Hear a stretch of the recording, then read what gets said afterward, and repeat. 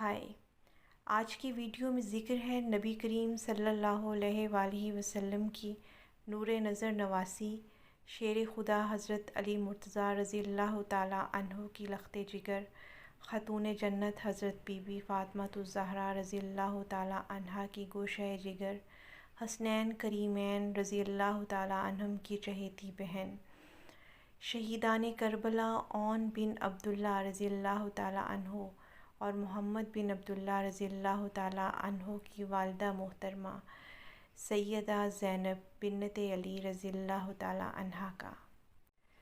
سیدہ زینب بنت علی 5 ہجری یا بعض روایات کے مطابق 6 ہجری کو مدینہ منورہ میں پیدا ہوئیں۔ 2 بھائیوں کے بعد گھر میں ان کی آمد رحمت خداوندی کا نزول تھا۔ نبی کریم صلی اللہ علیہ وآلہ وسلم مدینہ سے باہر تشریف لے گئے ہوئے تھے۔ آپ کا معمول تھا کہ جب بھی سفر سے واپس آتے تو پہلے حضرت فاطمہ رضی اللہ تعالیٰ عنہا کے گھر تشریف لے جاتے اور اس کے بعد مسجد نبوی تشریف لے جاتے۔ اس بار بھی سفر سے واپسی پر آپ اپنی لخت جگر حضرت بی بی فاطمہ رضی اللہ تعالیٰ عنہا کے گھر تشریف لے گئے۔ نواسی کو گود میں اٹھا کر پیار کیا اور ارشاد فرمایا کہ اس میں تو اپنی نانی حضرت خدیجہ الکبریٰ رضی اللہ تعالیٰ عنہا کی مشابہت ہے۔ پھر آپ نے اپنی بڑی صاحبزادی کے نام پر زینب نام رکھا۔ حضرت زینب رضی اللہ تعالیٰ عنہا کا بچپن حضور اکرم صلی اللہ علیہ وآلہ وسلم کی خدمت اقدس میں گزرا اور آپ رضی اللہ تعالیٰ عنہا کو آپ صلی اللہ علیہ وآلہ وسلم سے سیکھنے کا موقع ملا۔ آپ کم سنی میں ہی ذہین و فطین، حافظہ کی تیز اور تقریر و خطابت میں ماہر تھیں۔ آپ کی عمر مبارکہ صرف 6 یا 7 برس تھی جب نانا کی رحلت کا صدمہ برداشت کرنا پڑا اور پھر اس کے کچھ عرصہ بعد ہی آپ کی والدہ محترمہ حضرت بی بی فاطمہ رضی اللہ تعالیٰ عنہا بھی سفر آخرت پر روانہ ہوئیں۔ ایسے میں حسنین کریمین رضی اللہ تعالیٰ عنہم نے آپ کو اپنی آغوش محبت میں لیا اور بہن بھائیوں کی محبت کا بانڈ مضبوط سے مضبوط تر ہو گیا۔ حضرت زینب رضی اللہ تعالیٰ عنہا سیرت اور صورت کی خوب تھیں۔ آپ کا رشتہ سیدنا علی المرتضیٰ رضی اللہ تعالیٰ عنہ نے اپنے شہید بھائی اور جنگ موتا کے ہیرو حضرت جعفر طیار کے صاحبزادے حضرت عبداللہ بن جعفر رضی اللہ تعالیٰ عنہ سے کیا۔ حضرت جعفر طیار رضی اللہ تعالیٰ عنہ کی شہادت کے بعد ان کے بچوں کی تربیت و پرورش حضور صلی اللہ علیہ وآلہ وسلم نے خود فرمائی تھی اور آپ صلی اللہ علیہ وآلہ وسلم کے رحلت کے بعد یہ ذمہ داری حضرت علی رضی اللہ تعالیٰ عنہ نے سنبھالی۔ حضرت عبداللہ اپنے والد کی طرح اعلیٰ صفات کے حامل تھے اور ان کا شمار مدینہ کے امیر تاجروں میں ہوتا تھا۔ حضرت زینب رضی اللہ تعالیٰ عنہا نے اپنا بچپن تنگ دستی میں گزارا تھا، لیکن شوہر کے گھر میں آئیں تو انہیں مال و دولت کی فراوانی ملی۔ اللہ تعالیٰ نے انہیں 4 صاحبزادے اون محمد علی عباس رضی اللہ تعالیٰ عنہم اور 1 صاحبزادی کلثوم عطا فرمائیں۔ سیدہ زینب بنت علی شکل و صورت میں اپنی نانی حضرت خدیجہ الکبریٰ رضی اللہ تعالیٰ عنہا سے مشابہ تھیں۔ چہرے پر جلال و جمال اپنے نانا سید المرسلین صلی اللہ علیہ وآلہ وسلم کے رخ انور کی طرح تھا۔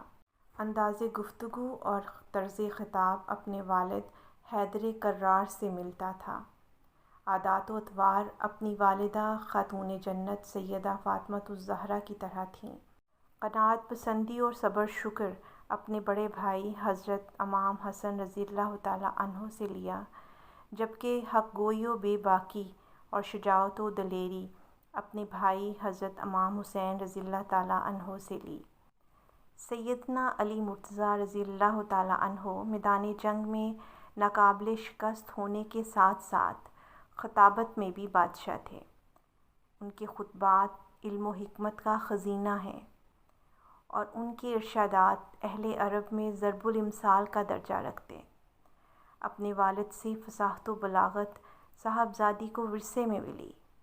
حضرت علی رضی اللہ تعالیٰ عنہ نے 37 ہجری کو کوفہ کو اپنا دارالخلافہ بنایا تو حضرت زینب رضی اللہ تعالیٰ عنہا بھی اپنے شوہر اور بچوں کے ساتھ کوفہ میں منتقل ہو گئیں۔ وہاں پر آپ نے درس تفسیر قرآن کا سلسلہ شروع کیا۔ حضرت علی رضی اللہ تعالیٰ عنہ کی شہادت کے بعد آپ اپنے بھائیوں کے ساتھ مدینہ منورہ منتقل ہو گئیں۔ 50 ہجری میں حضرت امام حسن رضی اللہ تعالیٰ عنہ شہادت پا گئے۔ سن 61 ہجری میں سانحہ کربلا حق و باطل کے درمیان معرکہ تھا۔ اس میں خانوادہ رسول صلی اللہ علیہ وآلہ وسلم نے اپنی شہادت کا نذرانہ پیش کر کے دنیا بھر کے انسانوں کو باطل کے سامنے ڈٹ کر کھڑے ہو جانے کا سبق دیا۔ حضرت امام حسین رضی اللہ تعالیٰ عنہ نے 72 نفوس قدسیہ کے ساتھ حاکمیت الہی اور شریعت محمدی کے نفاذ کے لیے اپنی جانیں قربان کر کے اسلام کو نئی زندگی دی۔ قتل حسین اصل میں مرگ یزید ہے، اسلام زندہ ہوتا ہے ہر کربلا کے بعد۔ سانحہ کربلا میں سیدہ زینب بنت علی رضی اللہ تعالیٰ عنہ کا کردار تاریخ کا انمٹ حصہ ہے۔ حضرت امام حسین رضی اللہ تعالیٰ عنہ کی اپنے رفقا کے ساتھ شہادت کے بعد مردوں میں سوائے بیمار اور کمزور حضرت زین العابدین کے کوئی نہ بچا تھا، اور یزیدی فوج کے سپاہی بنات مطہرات کے خیموں کو آگ لگانے لگے اور لوٹ کھسوٹ میں مصروف ہونے لگے۔ تو ایسے میں حضرت بی بی زینب بنت علی رضی اللہ تعالیٰ عنہا ہی سامنے آئیں، اور آپ کے باروب رویے کی وجہ سے ان سپاہیوں کو آگے بڑھنے کی ہمت نہ ہوئی۔ سانحہ کربلا کے دوسرے دن بنات اہل بیت کو قیدیوں کی حیثیت میں کوفہ روانہ کر دیا گیا۔ قیدیوں کو کوفہ کے ظالم اور جابر گورنر عبید اللہ ابن زیاد کے دربار میں لے جایا گیا۔ جب وہاں حضرت زین العابدین رضی اللہ تعالیٰ عنہ نے خطاب کیا تو اس پر ابن زیاد غصے میں آ کر آپ کو شہید کرنے کا حکم دیتا ہے، اور ایسے میں بھی حضرت بی بی زینب رضی اللہ تعالیٰ عنہا آگے بڑھتی ہیں اور اپنے بھتیجے کی زندگی کو بچاتی ہیں۔ ابن زیاد کے دربار میں آپ نے خوب روب اور دبدبے سے خطاب کیا۔ پھر حکم دیا گیا کہ آپ لوگوں کو دمشق لے جایا جائے، لیکن اس سے پہلے کوفے کے بازاروں میں پھرایا جائے۔ ہزاروں کی تعداد میں کوفی لوگ گھروں سے باہر آ نکلے۔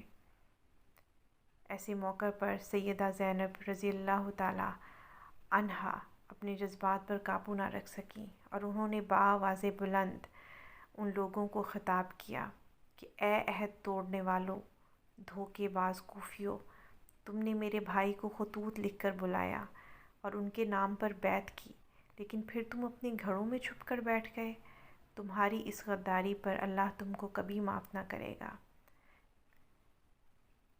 آپ کی خطاب پر لوگوں کو حضرت علی رضی اللہ تعالیٰ عنہ کے خطاب کا گمان ہوا، اور پھر وہ سب شرمندہ و نادم اور پشیمان ہوئے۔ ان مقدس ہستیوں کو پھر دمشق میں یزیدی فوج کے حصار میں یزید کے دربار میں پیش کیا گیا۔ یزید کے دربار میں حضرت زینب رضی اللہ تعالیٰ عنہا نے تاریخی خطبہ ارشاد فرمایا سب تعریفیں اس اللہ کے لیے ہیں جو کائنات کا پروردگار ہے، اور اللہ کی رحمتیں نازل ہوں پیغمبر خدا پر اور ان کے پاکیزہ اہل بیت پر۔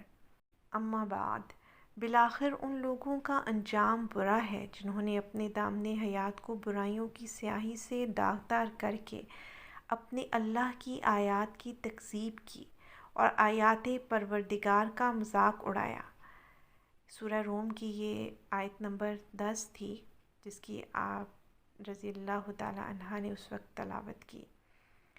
اے یزید، کیا تو سمجھتا ہے کہ تو نے ہم پر زمین کے گوشے اور آسمان کے کنارے تنگ کر دیے، اور رسول صلی اللہ علیہ وآلہ وسلم کی آل کو رسیوں اور زنجیروں سے جکڑ کر در بدر پھرانے سے تو اللہ کی بارگاہ میں سرفراز ہوا اور ہم رسوا ہو گئے؟ کیا تیرے خیال میں ہم مظلوم ہو کر ذلیل ہو گئے اور تو ظالم بن کر سربلند ہو گیا؟ کیا تو سمجھتا ہے کہ ہم پر ظلم کر کے اللہ کی بارگاہ میں تجھے شان و مقام حاصل ہوا؟ آج تو اپنی ظاہری فتح کی خوشی میں سرمست ہے، مسرت و شادمانی سے سرشار ہو کر اپنے غالب ہونے پر اترا رہا ہے اور خلافت کے ہمارے اس مسلمہ حق کو غصب کر کے خوشی اور سرور کا جشن منانے میں مشغول ہے۔ اپنی غلط سوچ پر مغرور نہ ہو اور ہوش کے ناخن لے۔ کیا تو نے اللہ کا یہ فرمان بھلا دیا ہے کہ حق کا انکار کرنے والے یہ نہ سمجھیں کہ ہم جو انہیں مہلت دیتے ہیں یہ ان کے حق میں بھلائی ہے۔ ہم انہیں مہلت اس لیے دیتے ہیں کہ وہ گناہ میں زیادتی کریں اور ان کے لیے خوار کرنے والا عذاب ہے۔ سورہ آل عمران کی آیت 178 آپ نے تلاوت کی۔ یوں آپ کے باروب خطاب سے یزید کے دربار میں موجود تمام لوگوں کو اصل حقائق کا پتہ چلا اور شام کے بازاروں میں بھی یہ بات پھیل گئی کہ کس طرح سے یزید نے ظلم کیا ہے۔ کچھ دنوں کے بعد تمام خواتین اور حضرت امام زین العابدین رضی اللہ تعالیٰ عنہ کو ایک صحابی رسول صلی اللہ علیہ وآلہ وسلم حضرت نعمان بن بشیر رضی اللہ تعالیٰ عنہ کی نگرانی میں مدینہ منورہ روانہ کر دیا گیا۔ سانحہ کربلا اور اہل بیت کے قافلے کی آمد کی اطلاع وہاں موصول ہو چکی تھی، چنانچہ اہل مدینہ نے شہر سے باہر نکل کر قافلے کا استقبال کیا۔ پرسوز منظر تھا، ہر شخص اشکبار تھا اور قافلے میں شامل خواتین غم سے نڈھال تھیں۔ دوسرے روز حضرت زینب رضی اللہ تعالیٰ عنہا نے روضہ رسول صلی اللہ علیہ وآلہ وسلم پر حاضری دی۔ کہا جاتا ہے کہ کچھ عرصہ مدینہ منورہ میں قیام کے بعد حضرت زینب رضی اللہ تعالیٰ عنہا اپنے شوہر اور بچوں کے ساتھ شام چلی گئیں۔ 63 ہجری میں دمشق میں ان کا انتقال ہوا اور دمشق میں حضرت زینب رضی اللہ تعالیٰ عنہا کا شاندار مقبرہ موجود ہے۔